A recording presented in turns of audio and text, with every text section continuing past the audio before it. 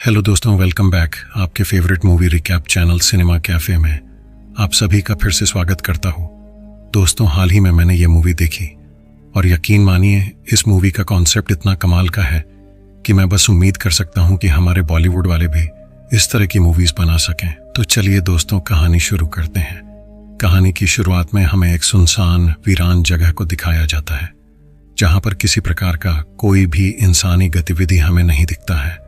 असल में इस शहर के सारे इंसानों को एक एलियन प्रजाति ने मार दिया है। वैसे तो ये एलियंस ब्लाइंड होते हैं, मगर उनकी हियरिंग कैपेबिलिटी इतनी ज्यादा स्ट्रांग होती है कि किसी ने अगर थोड़ा सा भी आवाज किया तो ये एलियंस वहां पर जल्दी से पहुंचकर उस इंसान को मार देते हैं। और यही वजह है कि अब पृथ्वी पर बहुत कम इंसान बचे हैं, क्योंकि सारे इंसानों को इन खतरनाक एलियंस ने मार दिया है। इंसानों का इन एलियंस को मारना इतना आसान नहीं होता, क्योंकि इन एलियंस की स्किन इतनी ज्यादा सख्त होती है कि कोई भी वेपन या गोली उनकी स्किन को भेद नहीं पाता है। इधर इसी शहर के बीच हमें एबट फैमिली को दिखाया जाता है, जो एक स्टोर से अपने लिए जरूरत का सामान इकट्ठा कर रहे होते हैं। स्टोर के अंदर हमें इस परिवार के सबसे छोटे लड़के बियो एबट से मिलाया जाता है, जो चुपके से दबे पांव पूरे स्टोर में घूम घूम के मजे ले रहा है। हमें इस बच्चे की बड़ी बहन रीगन से भी मिलाया जाता है, जो डेफ होती है। मैं आपको ये बताता चलूं कि जिस एक्ट्रेस ने रेगन का किरदार मूवी में निभाया है वो रियल लाइफ में भी डेफ है। इसके बाद हमें उनकी मदर एवेलिन से मिलाया जाता है, जो अपने बड़े बेटे मार्कस को मेडिसिन दे रही होती है। वहीं इन बच्चों के फादर ली अपने लिए कुछ जरूरी इलेक्ट्रॉनिक्स का सामान इकट्ठा कर रहे होते हैं। ये सारे फैमिली मेंबर्स आपस में बिना कुछ बात किए बस इशारों के जरिए एक दूसरे से बात कर रहे होते हैं। इसके अलावा ये जो कुछ भी हरकत कर रहे होते हैं बड़ी सावधानी से और बिना कुछ आवाज निकाल कर रहे होते, क्योंकि अगर जरा सी भी आवाज हुई तो वह एलियन क्रीचर आकर उन्हें पलक झपकते ही जान से मार देगा। इसके बाद हम देखते हैं कि सबसे छोटे लड़के बियो एबट की नजर शेल्फ पर रखे एक स्पेस शटल टॉय पर पड़ती है और उसको उतारने के चक्कर में उसके हाथ से वह नीचे गिर जाता है। तभी रीगन एन मौके पर वहां पहुंच जाती है और उस टॉय को जमीन में गिरने से बचा लेती है। इस तरह रीगन सबकी जान बचा लेती है। कुछ देर बाद एवेलिन अपने हस्बैंड ली से बोलती है कि हमें यहां से निकलना चाहिए, क्योंकि थोड़ी देर में अंधेरा होने वाला है। जैसे ही सारे निकलने की तैयारी कर रहे होते हैं, ली को अपने छोटे बेटे के हाथ में वो स्पेस शटल टॉय दिखता है। ली तुरंत बड़ी सावधानी से उस टॉय को अपने बेटे के हाथ से ले लेता है और उसका बैटरी निकाल के पास वाले टेबल पर रख देता है। इससे उसके बेटे को बहुत ज्यादा दुख होता है। जब पापा मम्मी स्टोर से निकल जाते हैं, चुपके से रीगन उस स्पेस शटल टॉय को अपने भाई को दे देती है। मगर जब रीगन भी उसके बाद स्टोर से निकल जाती है, उसका छोटा भाई सबसे आंखें बचाकर उनकी बैटरीज भी टेबल से उठा लेता है। अब जब सारे मिलकर वापस घर जा रहे होते हैं, हम देखते हैं कि उन्होंने पूरे रास्ते रेत बिछाया होता है। वह इसीलिए ताकि वो भयानक एलियन क्रीचर उनके पैरों की आहट सुन ना पाए। थोड़ा आगे जाकर जब वह सारे एक वॉकिंग ब्रिज को क्रॉस कर रहे होते हैं, तो उनका सबसे छोटा बेटा, जो किसी कारण वह सबसे पीछे चल रहा होता है, अचानक से उस टॉय को ऑन कर देता है। ऐसा करते ही एक बहुत ही लाउड आवाज निकलता है। देखते ही देखते वह एलियन क्रीचर वहां पर पहुंच जाता है, पर इससे पहले कि ली भागते भागते अपने बेटे तक आ पाता, वह एलियन बियो एबट को मौत के घाट उतार देता है। इसके बाद हमें 1 साल बाद का समय दिखाया जाता है, जहां पर एबट फैमिली अपने घर पर रह रही होती है।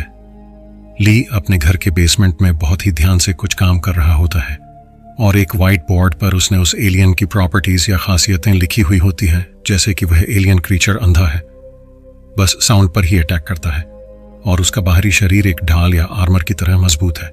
साथ ही हम देखते हैं कि ली ने अपने एरिया में 3 ऐसे एलियंस को कंफर्म डिटेक्ट कर लिया है। इसके बाद हमें ली की वाइफ एवेलिन को दिखाया जाता है, जो कि प्रेग्नेंट होती है और एक लकड़ी के साउंड प्रूफ बॉक्स में ऑक्सीजन सिलेंडर का पाइप फिट कर रही होती है, ताकि उसका नवजात शिशु अगर कभी रोए तो उसकी आवाज बाहर ना आ सके, क्योंकि वह एलियन साउंड पर ही अटैक करता है। इसके बाद पूरी एबट फैमिली डिनर से पहले एक दूसरे का हाथ पकड़ के अभी तक जिंदा और एक दूसरे के साथ होने का भगवान से शुक्रिया अदा करती है। डिनर के बाद जब रीगन और मार्कस मोनोपोली का गेम खेल रहे होते हैं, तो मार्कस के हाथ से गलती से एक लैंप गिर जाता है, जिसकी वजह से थोड़ा सा साउंड क्रिएट होता है। ली तुरंत कारपेट में लगे आग को बुझाता है और सबको एकदम चुप रहने की हिदायत देता है। मगर देखते ही देखते थोड़ी देर में वह भयानक एलियन क्रीचर घर के बाहर आ जाता है। सारे घर वाले किसी तरह अपने मुंह पे हाथ रख के अपनी आवाज को कंट्रोल करते हैं और वह क्रीचर किसी को नुकसान न पहुंचाते हुए वहां से चला जाता है और उन सब की जान बाल बचती है। थोड़ी देर बाद हमें 2 बड़े बड़े चूहों को दिखाया जाता है जिनके मुंह से निकले हुए आवाज के कारण वह एलियन क्रीचर उन निहत्थे चूहों को भी नहीं बख्शता और उन्हें भी मार देता है। अगले दिन हमें दिखाया जाता है कि पूरी दुनिया का एक दूसरे से कांटेक्ट खत्म हो चुका है, मगर फिर भी ली हर देश के free to air helpline numbers पर एक एक करके कॉल करता है, मगर हर बार असफल रहता है। इसके बाद हम देखते हैं ली अपनी बेटी रीगन के लिए एक हीयरिंग एम्पलीफायर बना रहा होता है क्योंकि उसकी बेटी डेफ है। हीयरिंग एम्पलीफायर का काम सफलतापूर्वक खत्म करने के बाद ली घर से बाहर जाता है और अपने घर से आने जाने वाले रास्ते के ऊपर रेत डालना शुरू कर देता है ताकि वो बिना आवाज किए चल फिर सके। वहीं हमें घर के अंदर एवलिन को दिखाया जाता है जो प्रेग्नेंट होती है और उसकी डिलीवरी डेट भी नजदीक आ रही होती है। रेत का काम खत्म करने के बाद ली अपने बड़े बेटे मार्कस को अपने साथ बाहर सर्वाइविंग स्किल्स सिखाने के लिए ले जाना चाहता है, लेकिन मार्कस अपने पिता के साथ बाहर नहीं जाना चाहता क्योंकि उसके मन में उस एलियन के प्रति बहुत ज्यादा डर बैठा हुआ है। लेकिन उसकी माँ एवलिन उसे हौसला देती है कि चाहे कुछ भी हो जाए, तुम्हारे पापा तुम्हारा बाल भी बांका नहीं होने देंगे। इसके बाद ली अपने बेटे को लेकर बाहर चला जाता है। रीगन भी उनके साथ जाना चाहती थी मगर उसके पिता उसे ना कर देते हैं। इस बात पर रीगन बहुत ज्यादा नाराज हो जाती है कि उसके पिता उसे अपने साथ लेकर नहीं गए। रीगन के पिता ली ने जाने से पहले रीगन को उसका नया हीयरिंग एम्पलीफायर दे दिया था जो उसने खुद बनाया था। रीगन अपने कमरे में जाती है और गुस्से में उस हीयरिंग एम्पलीफायर को साइड में रख देती है क्योंकि उसे लग रहा होता है कि हर बार की तरह इस बार भी यह एम्पलीफायर काम नहीं करेगा। लेकिन जब वह उसे टेस्ट करती है वह काम कर रहा होता है, जिसकी वजह से रीगन की आंखों से खुशी के आंसू निकलने लगते हैं।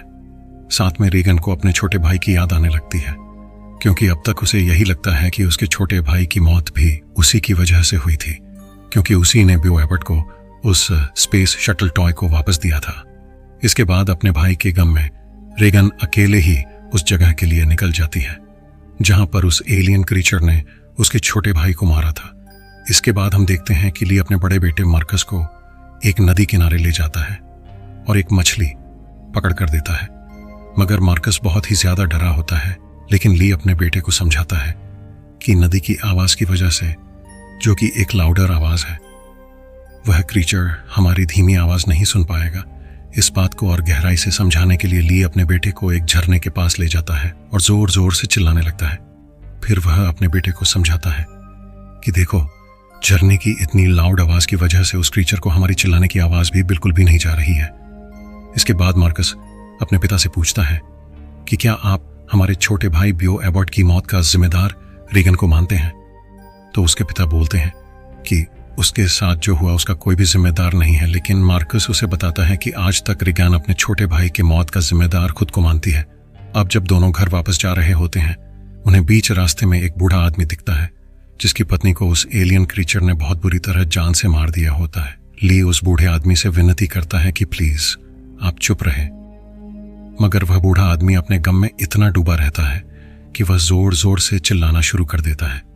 ली अपने बेटे को गोद में उठाकर जल्दी से दौड़ के पेड़ के पीछे छुप जाता है, मगर देखते ही देखते वह एलियन आकर उस बूढ़े आदमी को बड़ी ही बेरहमी से मौत के घाट उतार देता है।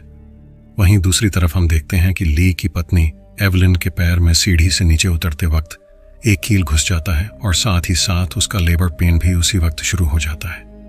इतनी भयंकर दर्द के चलते एवलिन के हाथ से अपने छोटे बेटे का फोटो एल्बम जमीन पर गिर के टूट जाता है, जिसकी वजह से एक साउंड क्रिएट हो जाता है। और अब एवलिन को यह डर लगता है कि वह खतरनाक एलियन क्रीचर घर के अंदर आ जाएगा। वह घर के बेसमेंट में रेड लाइट का स्विच ऑन कर देती है, जो कि एक तरह से खतरे की घंटी होती है।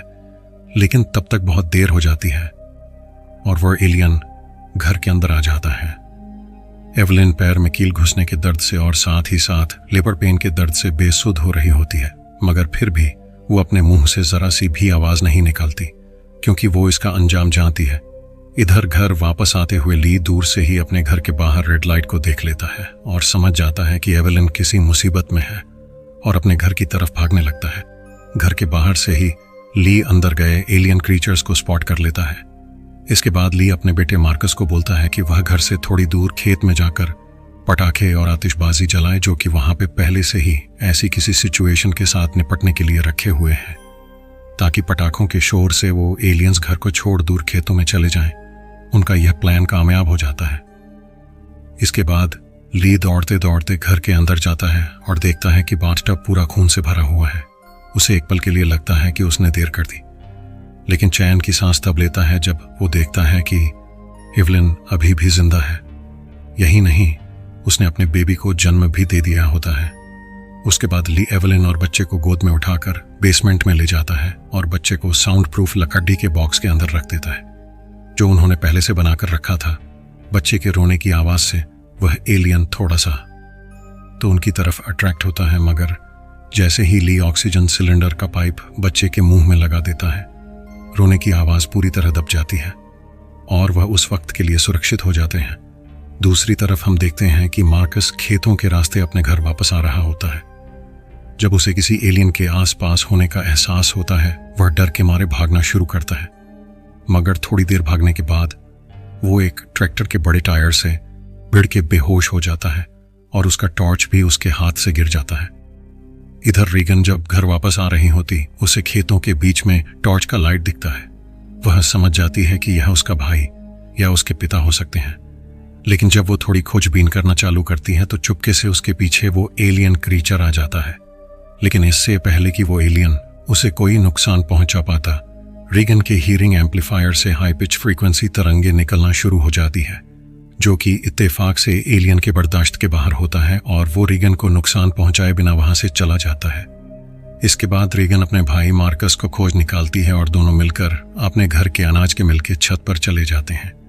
इधर एवलिन को अपने बच्चों की फिक्र होने लगती है और वो ली को बोलती है कि वो उससे प्रॉमिस करें कि उनके बच्चों को कुछ नहीं होगा। इसके बाद ली उनको ढूंढने बेसमेंट के बाहर निकल जाता है। यहाँ हम देखते हैं कि बेसमेंट के अंदर एक टूटे हुए पाइप से पानी गिर रहा होता है, मगर ली का ध्यान उस पर नहीं जाता। ली अब अपने बेसमेंट में इंस्टॉल्ड सीसीटीवी कैमरास के सहारे अपने बच्चों को ढूंढने की कोशिश करता है, मगर वह उसे कहीं नहीं मिलते। इसके बाद वह बाहर खेतों में अपने बच्चों को ढूंढने निकल जाता है। इधर हम देखते हैं कि कुछ घंटे बाद जब एवलिन की नींद खुलती है तो पूरे बेसमेंट में पानी भर चुका होता है और वह एलियन क्रीचर भी बहते हुए पानी की आवाज को फॉलो करते हुए नीचे बेसमेंट में आ जाता है, जिसे देखकर एवलिन बुरी तरह डर जाती है, मगर किसी तरह हिम्मत जुटाते हुए वह अपने नवजात बच्चे को गोद में उठाकर पानी की टंकी के पीछे छुप जाती है। इधर हम देखते हैं कि अनाज के गोदाम का छत का दरवाजा टूट जाता है, जिसकी वजह से मार्कस नीचे गोदाम में गिर जाता है और अनाज के अंदर धंसने लगता है। मार्कस को बचाने के लिए रीगन भी नीचे गोदाम में कूद जाती है। वह छत के टूटे हुए दरवाजे के सहारे मार्कस को तो ऊपर खींच लेती है, मगर खुद अनाज के अंदर धंसने लगती है। मगर मार्कस अपनी जी जान लगा देता है और अपनी बहन को किसी तरह एक हाथ से ऊपर खींच लेता है। दूसरी तरफ ली जब अपने बच्चों को खेतों में ढूंढ रहा होता है, उसे वही एलियन क्रीचर दिख जाता है जो तेजी से भागते हुए अनाज के गोदाम की तरफ जा रहा होता है। ली को तभी समझ में आ जाता है कि हो ना हो उसके बच्चे उसी अनाज के गोदाम के अंदर है और वह भी गोदाम की तरफ भागने लगता है, मगर पलक झपकते ही वह एलियन गोदाम के अंदर पहुंच जाता है और मार्कस और रीगन के सामने खड़ा होता है। मगर इससे पहले कि वह उन दोनों को मौत के घाट उतारता, रीगन का हियरिंग एम्पलीफायर फिर से हाई पिच्ड फ्रीक्वेंसी तरंगे छोड़ने लगता है और ये साउंड वेव उस क्रीचर के लिए बहुत ही ज्यादा पेनफुल होता है और इसलिए वो वहां से उनको बिना मारे ही निकल जाता है। इसके बाद दोनों अपने पिता के साथ मिलते हैं, जो अनाज के गोदाम के बाहर ही खड़े होते हैं, और यह पूरा दृश्य बेसमेंट में सीसीटीवी कैमरास के सहारे एवलिन देख रही होती है। और इस इमोशनल रियूनियन को देखकर एवलिन भावुक हो जाती है और रोने लगती है। मगर पिक्चर तो अभी बाकी है दोस्तों। जहां पर वह तीनों खड़े होते हैं वहां पर ली को आसपास हलचल महसूस होती है। उसे लग जाता है कि क्रीचर शायद आस ही पास होगा। इसके बाद ली अपने दोनों बच्चों को एक बंद पड़े पिकअप ट्रक के अंदर जाकर बैठने के लिए बोल देता है और खुद एक कुल्हाड़ी लेकर उस क्रीचर को मारने के लिए तैयार हो जाता है। मगर वह क्रीचर ली के ठीक ऊपर छुप के बैठा होता है और पलक झपकते ही ली के ऊपर जानलेवा हमला कर देता है। इसे देखकर मार्कस डर जाता है और अपने पिता को जोर से बुलाता है। जिसकी आवाज को सुनकर वह एलियन क्रीचर ली को छोड़ अब पिकअप ट्रक के ऊपर हमला कर देता है और दोनों को मारने की कोशिश करता है। मगर हम देखते हैं कि जख्मी हालत में ली फिर से खड़ा हो जाता है और इशारों में दूर से रीगन को बोलता है कि वह उसे बहुत प्यार करता है और उसके होते वह क्रीचर उन दोनों का बाल भी बांका नहीं कर सकता। इसके बाद ली जोर से चिल्लाता है, जिसे सुन वह क्रीचर उन दोनों को छोड़ ली के ऊपर फिर से जानलेवा हमला करता है और यहाँ पर ली का बहुत ही दर्दनाक अंत हो जाता है, जिसे देखकर रीगन पूरी तरह टूट जाती है। अंदर बेसमेंट में सीसीटीवी के सहारे एवलिन सब कुछ देख रही होती है। ली को मौत के घाट उतारने के बाद वह क्रीचर वहां से चला जाता है। एवलिन अपने बच्चों को जल्दी से घर के अंदर ले आती है, जहां मार्कस अपने न्यूबॉर्न छोटे भाई को देखता है और एवलिन अपने पिता की याद में रोने लगती है।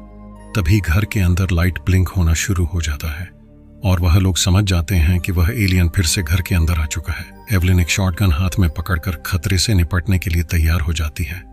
देखते ही देखते वह क्रीचर उनके सामने आ जाता है और तोड़फोड़ शुरू कर देता है। इसी बीच रीगन की नजर उस चार्ट पर पड़ती है जिसपे उसके पापा ने उस क्रीचर की प्रॉपर्टीज लिखी होती है और उस पर एक शब्द वीकनेस लिखा रहता है।